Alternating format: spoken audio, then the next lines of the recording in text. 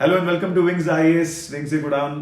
Thank you so much everyone for joining us. Today we have with us the rank 26th of this JKS 2021 exam miss Saima Ahad. जैसे कि आप सब लोग जानते हैं कि JKS एग्जाम का रिजल्ट जस्ट अभी डिक्लेयर हुआ है और उसके बाद से ही हमने टॉपर स्टॉक शुरू कर दी थी.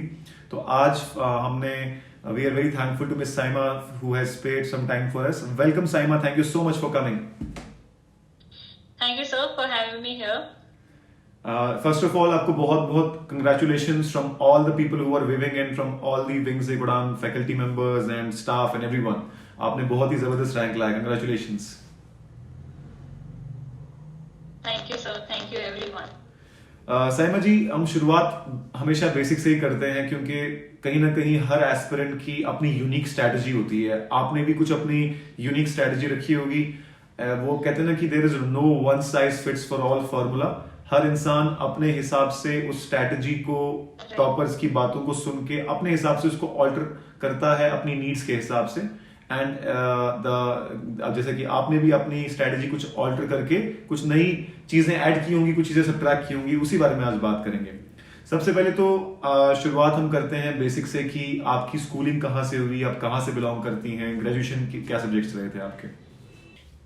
सर मेरा जो है आई बिलोंग टू गांधरबल, लेकिन मेरी जो है वो श्रीनगर से हुई थी. HMT में एक स्कूल है हुसैनी पब्लिक के नाम से. उसके बाद मेरा +2 कोठीबाग से हुआ, government girls higher secondary school से. उसके बाद मेरा बीटेक हुआ. Actually I wanted to do उस टाइम पे MBBS, लेकिन MBBS हुआ नहीं. I had 2 options, either BDS और बीटेक. तो दोनों मैंने उस टाइम पे क्वालिफाई किए थे, बट मैंने फिर बीटेक चुना बिकॉज मेरे को थोड़ा ज़्यादा ही इंटरेस्टिंग लगा. तो बीटेक मैंने कंप्लीट किया KU से. उसके बाद instead of going for MTech मैंने MBA चूज किया. तो MBA में लेकिन व्हाइल डूइंग MBA मुझे लगा कि थोड़ा मिसफिट क्लास में अच्छा नहीं लगता था. थोड़ा डिससेटिस्फाइड फील करती थी और ऐसे लगता था कि मेरी एनर्जी जो है वो कहीं वेस्ट हो रही है. I should channelize it to something else. तो फिर मैंने सिविल सर्विसेज का जो है डिसीजन ले लिया. ओके, सो आपका ये पहला अटेम्प्ट था इस एग्जाम में? नहीं सर, एक्चुअली मेरा पहले मैंने ऐसे ही दिया था 2016 वाला जो था वो विद 2 ऑप्शनल्स. जी जी. तो उसमें मेरा विद वो मेंस में 100 मार्क से कट ऑफ से रह गया था. उस टाइम पे ज्यादा पता भी नहीं थी क्योंकि यहाँ से MBA, यहाँ से वो कुछ ऐसे ही मैनेज करना मुश्किल है. So was it your first serious attempt in which you qualified? This was my second serious attempt. तो पहले सीरियस अटेम्प्ट में थोड़ा रह गया था, ज्यादा टाइम नहीं मिला. तो उसमें विद 6 मार्क्स की कमी से मैं रह गई थी. लेकिन इस वाले में अल्हम्दुलिल्लाह ठीक से रिजल्ट आया. नाइस. सो कहीं ना कहीं इस फील्ड में ये माना जाता है कि it takes a lot of time. और लेकिन इस बारी जो देखने को मिल रहा है, मैक्सिमम लोग जिन्होंने क्वालिफाई किया है तो वो फर्स्ट टाइमर हैं या तो सेकंड टाइमर है. अभी तक मैं किसी ऐसे इंसान से नहीं मिला जिसको मतलब बहुत कम ऐसे लोग हैं जो ओल्ड काफी टाइम से शुरू कर रहे हैं, ओल्ड टाइमर्स हैं और उन्होंने क्वालिफाई किया. तो it's a very good thing to see young officers like you to enter the bureaucracy. Young age में इंसान के पास एनर्जी भी ज्यादा होती है और वो कहते हैं ना, people have not move from मेरे को एग्जैक्ट वर्ड नहीं आ रहा, from idealism to realism. So we still have that idealistic attitude. And after some time, that idealistic attitude goes down. So I'm sure we'll be bringing a lot of positive changes in the bureaucracy. अब अगर बात की जाए आपकी preparation strategy की, हर किसी का अपना अपना तरीका होता है पढ़ने का. हम सुनते तो हैं टॉपर्स से, वीडियोस से, मेंटर्स से, लेकिन ऑब्वियसली अपने नीड्स के हिसाब से हम चेंज करते हैं उस स्ट्रैटेजी को. सबसे पहले तो ये बताइए कि आपका ऑप्शनल क्या था? मेरा ऑप्शनल एंथ्रो था. और साथ में आपने एंथ्रो ऑप्शन चूज क्यों किया? मतलब आई मीन ये मेरे 3-4 क्वेश्चन एक साथ में पूछना चाह रहा हूं कि why anthro, number 1. Number 2, how did you prepare yourself in the last 1.5-2 years? What was your mantra? और बेसिक से अगर शुरू करना है तो कहां से करना चाहिए? सो मैंने जब मेरा लास्ट अटेम्प्ट था, आई मीन इससे पहले वाला जो था, मैं बहुत सीरियस अटेम्प्ट, उसमें मैंने एक गलती करी थी कि मैंने ज्यादा बुक्स नहीं पढ़ी थी. तो मैंने जो है नोट्स इधर उधर के देख के मुझे लगा हो जाएगा. तो वो मेरी वहां पे मिस्टेक थी. तो फिर मुझे लगा कि नहीं, देयर इज नो शॉर्टकट, तो मुझे जो है काफी स्टडी करनी पड़ेगी बिकॉज ऑप्शनल है तो, और स्कोरिंग भी था, एंथ्रोपोलॉजी का अच्छा सक्सेस रेट थी। तो फिर मैंने दिल्ली से काफी मटेरियल मंगाया, मतलब हर कोचिंग सेंटर को ऑलमोस्ट। उसके बाद मैंने चैप्टर टू चैप्टर देखा कि किस वाले मटेरियल में कौन सा चैप्टर अच्छा दिया है, क्योंकि किसी एक ही मटेरियल में आपको सारे चैप्टर्स अच्छे नहीं मिलेंगे, इवन किसी में एक पर्टिकुलर क्वेश्चन ही अच्छा होता था। तो वो मैंने अच्छे से डिटेल एनालिसिस करी, और on the basis of previous year questions कि कौन कौन से हॉट एरियाज है जहां से मैं एक्सपेक्ट कर सकती हूँ क्वेश्चंस, वो मैंने हर मटेरियल से जो है मैंने क्या किया, मेरे पास उस टाइम पे आईपैड अवेलेबल नहीं था, तो मैंने पेजेस फाड़ लिए सीधा, तो उनको फिर स्टेपल कर लिया क्योंकि इतना मैं लिख नहीं सकती थी। फिर उनको स्टेपल कर करके फिर एक दो रिवीजन करके फिर मैंने तीसरे रिवीजन में नोट्स बनाए, क्योंकि तब तक मुझे अंडरस्टैंडिंग हो गई थी। तो फिर मैंने काफी क्रिस्प नोट्स बनाए, फिर उनको उन्हीं को पढ़ती रही बार बार। तो फिर अच्छे से मैंने आंसर के पेपर्स बहुत अच्छे से अटेम्प्ट करे, और आई डिड माय बेस्ट, और पेपर्स अल्हम्दुलिल्लाह बहुत अच्छे हुए, मैं अच्छी सेटिस्फाई थी पेपर के बाद। और मेरा सवाल ये था कि एंथ्रो, आपने जब जैसे ऑप्शन चूज करना एक नए कैंडिडेट के लिए एक ट्रिकी सवाल होता है, कुछ उतने ग्रेजुएशन बैकग्राउंड के कॉमन होते हैं तो उनको ले लेते हैं, लेकिन आपका इंजीनियरिंग था तो इंजीनियरिंग को लोग मैक्सिमम अवॉइड करते हैं क्योंकि मेंटरशिप भी अवेलेबल नहीं होती, स्टडी मटेरियल भी अवेलेबल नहीं होता, और कई सारे लोग ऐसे होते भी नहीं जिन्हें इंजीनियरिंग से क्वालिफाई किया जिससे हम लर्न कर सकें। But anthropology, geography, sociology, political science एक कॉमन ऑप्शनल है जिनमें चूज करते हैं लोग, तो क्या तरीकेकार रहना चाहिए ऑप्शनल को शॉर्टलिस्ट करने का एक न्यू कमर के लिए? सो मैंने स्टार्टेड तो मैंने पब्लिक एडमिनिस्ट्रेशन लिया था, तो मैंने ज्यादा एनालिसिस नहीं की थी, मुझे पब्लिक एडमिनिस्ट्रेशन वर्ड अच्छा लगा तो मैंने कहा मैं यही लूंगी, बाकी के बारे में पता नहीं थी। तो मैंने काफी बुक्स पढ़ी और मुझे बहुत अच्छा लगा, बहुत इंटरेस्टिंग लगा, लेकिन सर फिर मेरा उसमें क्वालिफाई नहीं हुआ। तो फिर मैंने देखा जितना मैंने पढ़ा था उस हिसाब से आउटकम उतना नहीं आया, उतने मार्क्स नहीं मिले। तो फिर मुझे एक फ्रेंड ने सजेस्ट किया कि एंथ्रो लो, एंथ्रो जो है स्टेबल रहता है हर साल स्कोर, तो it will not be either too high और too low, it will maintain its that range. तो फिर मैंने उन्हीं की बात मान के मैंने एंथ्रो ही चूज किया, और फिर जब मैं आहिस्ता आहिस्ता एंथ्रो पढ़ने लगी तो मुझे अच्छा लगा, तो फिर मैंने कंटिन्यू किया। फाइन। तो जहां तक बात की जाए पूरे साल की प्रिपरेशन की, जो एक न्यू कमर जो आपको देख रहा है, what will be your message to him और हर कि हाउ शुड ही और she go about it, start कैसे करें, how to gradually as in yourself in this exam, क्योंकि 1-1.5 साल का मैराथन है और कई बार मोटिवेशन भी लो हो जाती है, तो how to start and how to go ahead in this journey?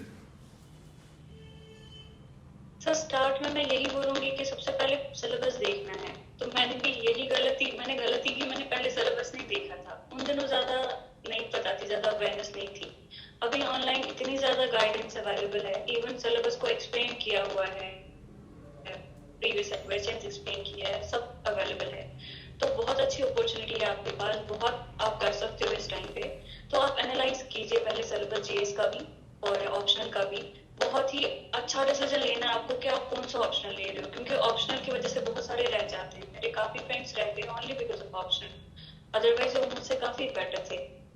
तो इस वजह से मैं बोलूंगी ये दो चीजें आप अच्छे से करिए, ऑप्शनल बहुत अच्छे से चूज कीजिए। उसके बाद आपको कुछ बुक लिस्ट जो है वो आपको फाइनलाइज करना है, जैसे कुछ स्टैंडर्ड बुक्स है वो पता ही है ऑलमोस्ट सबको, उन्हीं को स्टिक करना है, बार बार वही पढ़ना है। जैसे कुछ लोग लक्ष्मीकांत वो बोलते हैं कि कितनी बार पढ़े, थोड़ा लेंथी है, वो शॉर्टकट ढूंढने लगते हैं, तो वो नहीं करना है, there is no shortcut. Laxmikanth पढ़नी है तो पढ़नी है, लाइन टू लाइन पढ़नी है, उसमें कुछ नहीं किया जा सकता। सिमिलरली स्पेक्ट्रम पढ़नी है, कोई और ऑप्शन नहीं है। उसके बाद एनसीईआरटीज भी पढ़नी है, कोई कर सकता है स्किप, जैसे मैंने बहुत सारे सब्जेक्ट्स का स्किप किया क्योंकि मुझे आ रही थी स्टैंडर्ड बुक समझ। अब अगर किसी को थोड़ा इशू आ रहा है तो वो स्टार्ट कर सकता है एनसीईआरटी के साथ, लेकिन ऐसा भी नहीं कि कंपल्सरी है, यू कैन स्किप दैट। उसके बाद प्री का अलग सिलेबस है, मेंस का अलग है, तो प्री के लिए आप पहले थोड़ा खुद को प्रिपेयर कीजिए, डायरेक्टली मेंस पे आने की जरूरत नहीं है मेरे हिसाब से। थोड़ा कंफर्टेबल हो जाइए पहले विद द प्रीलिम्स, उसके बाद जब आपको थोड़ा नॉलेज आ गया, थोड़ा आपने वो ग्रास्प कर लिया, उसके बाद आप मेंस का सिलेबस से देख लीजिए, वो आपको याद होना चाहिए, क्योंकि जीएस1 के कुछ कंपोनेंट्स है, जीएस2 के कुछ कंपोनेंट्स है। एटलीस्ट पहले ये तो पता करो जीएस1 में क्या आता है, 2 में क्या आता है। काफी टाइम तो पता ही नहीं होती है 2 में आता है, 3 में आता है, किस में आता है, तो वो अच्छे से क्लियर होना चाहिए। फिर अकॉर्डिंगली कंपोनेंट टू कंपोनेंट आपको अपना सोच जो है वो फिक्स करना है। तो उसके लिए आई थिंक कुछ डिटेल वीडियो होना चाहिए बुक लिस्ट का, प्री से लेके मेंस तक, तो वो अलग रहेगा। ओके, यानी सबसे पहले सिलेबस से यूज टू हो जाए। हेलो जी, सबसे पहले सिलेबस पूरा देख लें सिलेबस काफी ज्यादा जो है कंफर्टेबल होना चाहिए जी। और उसके बाद बुक लिस्ट वगैरह फाइनलाइज करें and then slowly move from prelims to mains rather than starting both together. जी ओके, अब बात करते हैं हम द स्किल सेट और the knowledge you require in prelims is different than what you require in mains. Knowledge मतलब as in की काफी सारे कंपोनेंट तो सेम रह रहे हैं, सिलेबस कॉमन रह रहा है, कुछ चीजें मेंस में है प्रीलिम्स में नहीं है, कुछ चीजें प्रीलिम्स में है मेंस में नहीं है। तो किस किस्म का स्किल सेट इंसान को अपने अंदर जी किस तरीके का स्किल सेट इंसान अपने अंदर इनकलकेट करे with time for prelims exam for mains exam, इसके लिए क्या कहना है आपका? प्री के लिए तो वही स्किल है कि आप कितना रिटेन कर पा रहे हो वो, मतलब आपको समझ आना चाहिए कि स्टेटमेंट सही है गलत है, उसके लिए थोड़ी प्रैक्टिस चाहिए, वो आपको ऐसे नहीं आएगी। तो देखना है कि मतलब क्या क्या वो ट्रैप्स रखे होते हैं पीएससी ने या यूपीएससी ने, तो वो ट्रैप्स को आपको थोड़ा एनालाइज करना है, तो आप विद टाइम यूज टू हो जाएंगे। जैसे पहले समझ नहीं आता था, जब बिगिनर थे तो समझ नहीं आता था, सब सही लगता था, लेकिन फिर ऐसा ऐसा पता चली कि कहाँ पे क्या कैसे उन्होंने वो किया होता है, वो थोड़ा एनालाइज करके ही आएगा, तो वो आना चाहिए। दूसरा जो है कुछ वो जो मतलब स्पेसिफिक नॉलेज चाहिए होती है कुछ क्वेश्चंस को सॉल्व करने के लिए, वहाँ पे उन एरियाज में थोड़ा स्पेसिफिक जाना है, तो वो तो फिर पता ही चल ही जाएगी। जैसे गवर्नर करता है, प्रेसिडेंट करता है, पार्लियामेंट कर सकता है, स्टेट लेवल, तो कुछ स्पेसिफिक चीजें हैं जो क्लियर होनी चाहिए, उसमें कोई भी डाउट नहीं होना चाहिए। तो वैसे करके वो सीसैट को इग्नोर नहीं करना है, वो सारे स्टूडेंट्स का सीसैट ही रह जाता है, फिर जीएस पढ़ने का कोई लॉजिक ही नहीं रहता। तो इसलिए सीसैट जब आप बहुत ज्यादा श्योर होंगे तब जाके आप ज्यादा टाइम दीजिए जीएस को, अदरवाइज जब तक आपका सीसैट नहीं है तब तक जीएस। नेक्स्ट क्वेश्चन ये है कि आपका ऑप्शन एंथ्रोपोलॉजी है, जो लोग एंथ्रोपोलॉजी लेने का सोच रहे हैं, can you please tell them the pros and cons of choosing anthropology as a subject? ज्यादा प्रोज ही हैं, कॉन्स बहुत कम मुझे मिले। ओके, तो प्रो ये है कि बहुत अच्छा सब्जेक्ट है, इंटरेस्टिंग है, 4 कंपोनेंट्स है उसके, मतलब सोशियो कल्चरल है, फिजिकल है, ट्राइबल है, इंडियन है, तो लगता है अलग अलग सब्जेक्ट पढ़ रहे हैं तो बहुत अच्छा लगता है, पढ़ते टाइम बोर नहीं होते हैं। सेकेंडली उसमें डायग्राम बनाने का काफी स्कोप रहता है, फ्लो चार्ट बनाने का भी काफी स्कोप रहता है, करंट भी आप ऐड कर सकते हो, अच्छा है, मतलब एज अ सब्जेक्ट बहुत अच्छा है, इंटरेस्टिंग भी है, स्कोरिंग भी है, तो और क्या चाहिए। फिर कौन का इतना है तो कुछ चीजें रखनी पड़ती हैं, उसमें कोई लॉजिक नहीं है, वो हो चुकी है तो वो रखना है याद, जैसे आर्कियोलॉजी है, प्राइमेटोलॉजी है, पेलियोंटोलॉजी है, जो भी है उसमें हम कुछ कर नहीं सकते हैं, बट आप वो तो करना ही है, कोई भी सब्जेक्ट लो वो हर सब्जेक्ट में रहेगा ही कोई ना कोई पोर्शन जो आपको रखना पड़ेगा। तो यही है, बार बार थोड़ा ड्राई है, कुछ आइडियाज काफी ड्राई है, वो बार बार पढ़ने से फिर थोड़ा अच्छा लगेगा आपको, पहले तो कुछ समझ नहीं आता है, बट मैंने कुछ चार्ट्स बनाए थे जिनको मैं कॉन्टिन्यूसली देखा करती थी रूम में, तो फिर आहिस्ता आहिस्ता फिर मुझे वो इजी लगा। अगर आपने एंथ्रोपोलॉजी चूज नहीं किया होता तो आप क्या चूज करते? सेकंड ऑप्शन क्या रहता आपका? पॉवर्टी था तो शायद वही रहता, अगर बट शायद तो अच्छा डिसीजन नहीं होता, शायद इस बार भी मेरा नहीं हुआ होता परहैप्स। पबैड में बहुत सारी स्टैंडर्ड्स बहुत ज्यादा हो चुके हैं जहां तक मुझे लग रहा है, इस बार तो पबैड लॉ में बहुत कम लोग दिख रहे हैं, इनफैक्ट लॉ के तो मुझे लग रहा है 0 लोग हैं, लॉ का एक भी अभी तक मैं ऐसा कैंडिडेट जिसे मैं मिल पाया जिसका लॉ रहा हो। इनफैक्ट काफी मुझे लगता है Urdu literature used to be a very favourite subject जिसमें मार्क्स भी अच्छे आते थे, अभी तक I have not met a single person who had Urdu literature so far. हो सकता है होल लिस्ट में डेफिनेटली होंगे ही, but I have not been able to meet them. जहां तक बात की जाए आंसर राइटिंग की, ये सवाल मैंने हर किसी से पूछा है क्योंकि जम्मू कश्मीर में ट्रेंड बहुत कम है, ये बहुत कम लोग इस पे फोकस करते हैं। दिल्ली जो लोग गए हैं उनको कहीं ना कहीं इस चीज पे बड़ा फोकस करवाया जाता है। Answer writing, test series, mains test series, इसका कितना रोल है सिलेक्शन में आपके हिसाब से, या फिर कितना इसका फायदा है आपके स्किल सेट को इंप्रूव करने में, specially mains test series and answer writing? Sir मैंने क्या ऑब्जर्व की है कि शुरू में अगर कोई आंसर राइटिंग नहीं भी करता था तो ठीक है, चल जाता था, लेकिन अभी इतना ज्यादा कंपटीशन है अभी लोग इतने ज्यादा अवेयर हैं। हर कोई दिल्ली से होके आया होता है, टेस्ट सीरीज लिखी ही लिखी होती है और काफी मेंटरशिप ली होती है ऑलरेडी। तो आपको ये देखना है, आपको उनसे कम्पीट करना है। तो अगर आप if you are missing out on answer writing, तो फिर मुझे लगता है that will be a very wrong decision. कुछ लोगों के पास बहुत ही इनहेरेंट स्किल होता है, जैसे मेरे एक फ्रेंड थे, उनका लास्ट टाइम पे हो गया था, उनको आंसर राइटिंग की जरूरत नहीं पड़ी, उनका वो स्किल था। तो लेकिन वो सबके पास नहीं हो सकता है, जैसे मेरे पास नहीं था। तो मेरे पास कंटेंट होता था, बट मुझे प्रेजेंट कैसे करना है वो मुझे सीखना पड़ा। सबके पास नहीं होता है, तो वो आपको पता होगी। आप खुद को नहीं पता होगी, आप वो चेक कराइए किसी सीनियर से, किसी जिनका हुआ है या जिनको एक्सपीरियंस है, उनको दिखाइए। अगर आपको लगता है कि आपका आंसर सही है तो अच्छी बात है, अगर आपको लगता है कि नहीं, प्रेजेंटेशन में अभी भी आप इम्प्रूव कर सकते हो, तो आप उस पर ज्यादा फोकस कीजिए। बिकॉज कंटेंट, मुझे लगता है कंटेंट 50% अगर मैटर करता है तो 50% आपका प्रेजेंटेशन करता है।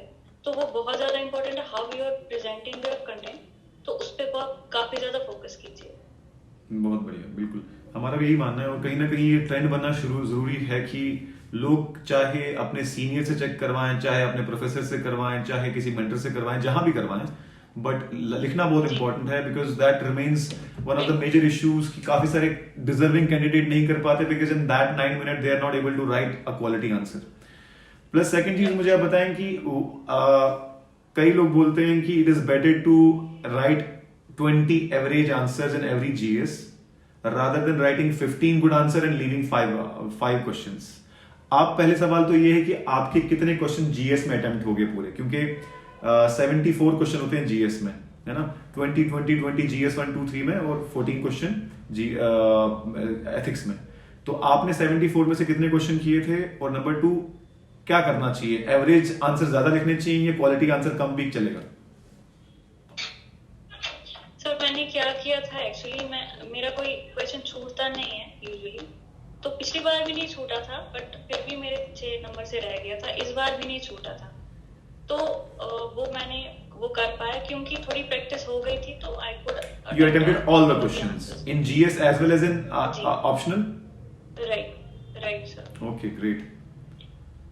उसके बाद सर मैं कहूंगी मैंने पूरी कोशिश की मैं बेस्ट कंटेंट लिखूं, क्योंकि मैंने क्या किया था सर, मैंने जैसे ऑप्शनल है तो मुझे पता थी एंथ्रो काफी स्कोरिंग है, अगर मैं इसमें अच्छा दूंगी तो मुझे रिटर्न भी अच्छा मिलेगा। तो मैंने हर चैप्टर के कुछ स्टैंडर्ड आंसर्स बना के रखे थे। तो फिर मैंने क्या किया, मैं बार बार उन्हीं को पढ़ती रही instead of going back to the content and books and all that. मैंने क्या किया, मैं उन्हीं आंसर्स को पढ़ती गई, तो मैंने वो वैसे ही रेप्लिकेट किए और मुझे लगता है वो काफी अच्छा डिसीजन था मेरा। तो वो मुझे ज्यादा प्रॉब्लम नहीं हुई। तो मैं सब में कंटेंट भी अच्छा दे पाई और प्रेजेंट भी अच्छे से कर पाई। तो मुझे लगता है पहले चलता था कि अगर आप 2-3 क्वेश्चन छोड़ भी देते हो या कुछ होता था, लेकिन अब इतना ज्यादा कंपटीशन है, मुझे लगता है कि कहीं पे भी आप कोई लूप होल मत रखिए। आप कंटेंट भी रखिए और प्रेजेंटेशन भी रखिए और सारे क्वेश्चन अटेम्प्ट कीजिए, आप अपना बेस्ट दीजिए, that is the best you can do. बाकी अगर किसी का 10 नंबर का रह भी जाता है या मान लीजिए 2 भी रह जाते हैं, उसका फिर भी सिलेक्शन होता है अगर उसने बाकी क्वेश्चन जो अच्छे किए होते हैं। मुझे लगता है ये अभी तक का सबसे यूनिक चीज जो मैंने सुना है इस बार के सेलेक्टीज में, जो आपने बोला कि हर चैप्टर पे कुछ स्टैंडर्ड आंसर आपने लिखे हुए थे और फिर आपने एज इट इज वो रेप्लिकेट किए depending upon the need of the question. I think that's a very good idea. I think I will ask my students to replicate this thing now, क्योंकि this is a very unique thing to do. Rather than revising the whole chapter again and again, just pick up the main crux of the chapter, replicate it as it is in the exam, depending upon the need of the answers. It's a very good thing, and all those who are watching should replicate this. और मैंने GS में भी कुछ introduction और कुछ conclusion बना के रखे थे ऑलरेडी। Okay. क्योंकि जैसे इंटरनेशनल अफेयर्स में आप कैसे इंट्रोड्यूस करोगे, कोई भी मान लीजिए कोई आपका नेबरिंग कंट्री के साथ क्वेश्चन है तो कैसे इंट्रोड्यूस करोगे, मैंने वो इंट्रोडक्शन भी ऑलरेडी बना के रखा था। और कुछ गवर्नेंस पे क्वेश्चन आते हैं, कुछ मान लीजिए जो हॉट टॉपिक्स होते हैं, हमें पता ही होती है, हेल्थ है, एजुकेशन है, हंगर है, वुमेन एम्पावरमेंट है, तो ऐसे ऐसे ग्लोबलाइजेशन है। तो उन पे मैंने पहले ही सोचा था कैसे इंट्रोड्यूस करूंगी, कैसे कंक्लूड करूंगी। तो मुझे मेंस में फिर कोई प्रॉब्लम नहीं हुई, आराम से मैं लिखे आई एंड आई वाज सेटिस्फाइड। मुझे पता थी मेरा नाम होगा लिस्ट में, तो ऐसे रहा। आपने ऑलमोस्ट कितने मॉक टेस्ट या आंसर्स लिखे होंगे मेंस एग्जाम में जाने से पहले? इस साल की बात कर रहा हूँ, नॉट लास्ट ईयर। जी, लास्ट में तो मैंने कुछ नहीं लिखा था, वो मेरी गलती थी। क्योंकि मुझे टाइम नहीं मिला था सर, तो जल्दी-जल्दी में दे दिया था मैंने। I couldn't do my best. लेकिन इस टाइम पे मुझे पता थी यही मेरा टाइम है, इस बार मुझे करना ही मैंने पहले ही वो अंदर से ठान ली थी कि बस this is my last attempt, इसके बाद मैं फिर से नहीं पढ़ूंगी, मैं अपना बेस्ट दूंगी। तो फिर मैंने सर उतने भी अटेम्प्ट नहीं किए। मान लीजिए GS1 में मैंने अलग-अलग से पहले सर मैं रोज क्वेश्चन अटेम्प्ट करती थी, एक-एक, दो-दो। तो वो तो मेरा रूटीन था। अपार्ट फ्रॉम दैट और मैं एथिक्स का मैं रोज एक एक आंसर लिखती थी। मतलब कुछ भी हो, एथिक्स का मुझे लिखना होता था, क्योंकि मैं नहीं चाहती थी मेरा एथिक्स के साथ वो कनेक्शन ब्रेक हो, क्योंकि वो आप में वो आ जाना चाहिए इनहेरेंट। बिल्कुल। आप अचानक से एथिकल वो नहीं लिख सकते हो। तो वो मैं रूटीन था मेरा, रोज एथिक्स का एक आंसर लिखती थी और बाकी GS का भी एक दो मैं लिख ही लेती थी। मतलब टाइम फिक्स किया था, लंच 1:30 बजे करूंगी, 2 बजे मैं बैठ के डायरेक्ट तक 2 आंसर्स लिखूंगी, ठीक है, वही मेरा रूटीन था। उसके बाद मैंने फुल टेस्ट पेपर्स अटेम्प्ट किए और मैंने कुछ IPS थे जामिया में, उनसे चेक कराए थे। तो एक बारिया मैम थी वहाँ, तो उनसे चेक कराया, तो उनके रिव्यूज मुझे अच्छे खासे मिले और कुछ कुछ उन्होंने मुझे टिप्स भी दिए कैसे आप इम्प्रूव कर सकते हो। जैसे अगर मैं कोई स्टेटमेंट लिखती थी तो वो फिर ब्रैकेट में लिखती थी कि सोर्स, जैसे सोर्स में मेंशन नहीं करती थी, तो फिर उन्होंने बोला कि सोर्स भी मेंशन करो और अगर पॉसिबल हो तो डेट भी मेंशन करो कि किस ईयर में ये स्टेटमेंट आया था या ये डेटा किस टाइम का है और दैट। फिर मैंने वो इनकॉर्पोरेट किया। तो GS1 में मैंने ज़्यादा फुल लेंथ ज़्यादा नहीं लिखे, 2-3 ही लिखे थे। GS2 में मैंने ठीक ठाक लिखे थे। GS3 तो करंट बेस्ड ही होता है, तो वो भी 2-4 ही लिखे। GS4 भी मैंने फुल, सिंस मैं पर डे एक ही क्वेश्चन लिखती थी, तो मैंने टेस्ट पे फुल लेंथ 2 ही लिखे। मुझे लगा मैं कर लूंगी, तो फिर मैंने कर भी लिया। और ऐसे लेकिन मैं हर संडे 2-2 लिखती थी। प्री से लेकर मेंस तक का जो टाइम था, इवन प्री से पहले भी काफी लिखे थे, लेकिन प्री के बाद मैं 2-2 ऐसे हर संडे लिखती थी। तो अच्छी एक्सरसाइज थी, मैं अपना टाइम टेबल डिस्टर्ब नहीं करती थी, जैसा है तो वैसा ही रखती थी। तो मतलब इसका मतलब है कि कहीं ना कहीं सेकेंड अटेम्प्ट जो आपका था उसमें आपने ड्रास्टिकली राइटिंग प्रैक्टिस को इंक्रीज किया कहीं ना कहीं प्रीलिम्स तो। और आप जामिया का आपने जिक्र किया, आप Jamia Millia Islamia residential coaching academy में थी या फिर आपका ग्रेजुएशन वहां से हुआ? सर मैंने दोनों दिए थे, तो दोनों में हो गया था। बट सिंस मैं HSC में रह चुकी थी, तो HSC का इंफ्रास्ट्रक्चर थोड़ा हाइजीनिक था, तो फिर मैंने वही चूज किया। लेकिन मैंने आंसर चेक जामिया से कराए थे, क्योंकि वहाँ पे काफी एक्सपीरियंस्ड एस्पायरेंट्स थे और ऑलरेडी जो ऑफिसर सर्विस में थे उनसे थोड़ा सा गाइडेंस ली थी। तो इस तरह यहाँ ऑन अ डिफरेंट नोट मैं जितने भी लोग देख रहे हैं उनको बता दूं कि there are 3 organisations in Delhi: Hamdard study circle, Jamia Millia Islamia residential coaching academy and Jamia Hamdard residential coaching academy who sponsor candidates for coaching. वहाँ as such full fledge coaching तो नहीं होती, but it's a study circle, एक इकोसिस्टम है UPSC वाला, KS वाला, जहाँ बैठ के प्रिपेयर कर सकते हैं. So those who want to apply for it, हर साल UPSC प्रीलिम्स के पहले पहले उनके फॉर्म निकलते हैं, तो you can all apply for that. Hamdard study circle, Jamia Millia Islamia RCA और जामिया हमदर्द RCA. सो साइमा जी प्लस सर ICP भी है, ICP भी बहुत अच्छा, डेफिनेटली जो श्रीनगर में ही है. जी हाँ, और शहनावा सर भी बहुत मोटिवेशन देते रहे हमेशा, और ही वाज ऑलवेज लाइक कि इस बार तो तुम्हारा हो जाएगा, तो इंशाल्लाह. नहीं, इसमें कोई शक नहीं है. शाहनवाज सर जो है, he has helped a lot of civil servant aspirant to realize their dream. और लेटेस्ट हमारे जो नए ऑफिसर्स भी हैं, उरफान सर और बुरहान सर, जो भी वहां पर फ्री गाइडेंस प्रोवाइड करते हैं, they have provided a lot of effort. In fact जो हमारे अभी प्रेजेंटली DC बडगाम है, Dr. SF Hamid, he also frequently delivers lectures on social service media. So we are very lucky to have such kind of people in our state. So Saima जी, आप गांधरबल से belong करते हैं, basically आपकी schooling Srinagar से हुई है. तो गांधरबल डिस्ट्रिक्ट और इन जनरल जितने भी थोड़ा फार फ्लंग एरिया के डिस्ट्रिक्ट हैं, what is your message to the people who are from underprivileged areas और families who want to prepare for this exam, but कहीं ना कहीं वो लैक ऑफ मोटिवेशन होती है. अक्सर किसी स्टूडेंट को बोले कि यार आप KS का फॉर्म भरो, तो वो बोलते हैं कि यार ये तो KS है, हमसे कहाँ हो पाएगा, वगैरह वगैरह. और स्पेशली रूरल एरियाज में तो गाइडेंस की भी कमी है, मेंटरशिप की भी कमी है, लोग भी कम है, और सबसे बड़ी बात जो आपने भी फील किया होगा, इकोसिस्टम का होना बड़ा जरूरी है. आसपास के लोग आपके ऐसे होने चाहिए जो who are motivated enough to study for like 12 hours a day, और वो माहौल होना चाहिए, वो टेस्ट सीरीज का माहौल, वो डिस्कशन वाला माहौल. What is your message to those people who are studying in isolation in rural areas? What is the message for them? सब जो आइसोलेशन में पढ़ रहे हैं पहले तो सिंस मैं बार बार यही बोलती हूँ ऑनलाइन सारा अवेलेबल है, अगर आप कहीं भी हो तो कोई इशू नहीं है. आप ये मत समझिए कि नहीं होगा तो मतलब मेरे पास इतने प्रिविलेजेस नहीं है, कोई इशू नहीं है. आप जहाँ भी हैं आप हमसे ज्यादा प्रिविलेज्ड हो, क्योंकि जब हमने स्टार्ट किया था तब कुछ भी नहीं अवेलेबल था. अभी कुछ भी करो, कोई भी टॉपिक हो, कितना भी रेयर टॉपिक हो, आपको फिर भी उस पर 10 वीडियोस मिलेंगे. तो वो कोई है नहीं, मतलब शॉर्टकमिंग नहीं है. लेकिन मैं बोलूंगी अगर आप मतलब कर सकते हो कि आपका इकोसिस्टम इम्प्रूव हो, अगर आप if you can go to Delhi या फिर आईसीपी या ऐसी कोई जगह जहाँ पे बाकी एस्पायरिंग, जैसे आजकल लाइब्रेरी सिस्टम काफी कॉमन हो गया है, तो आप लाइब्रेरीज में जाइए, वहाँ पे ग्रुप्स बनाइए जो जो आपको लगता है सिविल सर्विसेज के लिए पढ़ रहे हैं या कोई भी स्ट्रीम हो, चाहे किसी को कोई और भी करना हो, तो वो भी आप एक हेल्दी ग्रुप रखिए जहाँ पे आप डिवीजन ऑफ लेबर भी हो जाता है. जैसे जब हमें नोट्स बनाने थे GS 1 2 3 4 के, तो हमारा एक ग्रुप था, उसमें लगभग 5 लोग थे. तो हमने डिवीजन ऑफ लेबर किया, कुछ टॉपिक्स डिस्ट्रीब्यूट किए, सारे उस पर बेस्ट कंटेंट ढूंढ के नोट्स बनाते थे. फिर हमने नोट्स का एक PDF बनाया, कई कॉमन PDF रखा, उसी को सारे पढ़ते थे, बार बार रिवाइज करते थे और डिस्कस करते थे रोज शाम को फोन पे. तो वो काफी हेल्दी एक्सरसाइज थी, उससे मुझे काफी कुछ सीखने को मिला, क्योंकि अकेले आप उतना नहीं सीखते हो जितना 5 लोगों ने सीखा होगा और आप शेयर कर रहे हो. फिर आप अपने नोट्स भी शेयर कर रहे हो, आपने कैसे समझा है उसको भी शेयर कर रहे हो. तो वो मुझे लगा कोविड के टाइम पे कोई नहीं पढ़ रहा था, but we were doing this. वो काफी अच्छी एक्सरसाइज रही. हमने आंसर राइटिंग भी एक साथ की, फिर ग्रुप में भेजते थे, एक दूसरे का इवैल्यूएट करते थे. उस वजह से हम डिसिप्लिन रहे. जैसे 10 बजे मीटिंग है तो 10 बजे हम मिलते थे, या बजे आंसर लिखना है, 9 बजे पोस्ट करना है ग्रुप में, तो वो वैसे ही चल रहा, हम फिर वैसे ही आगे बढ़े.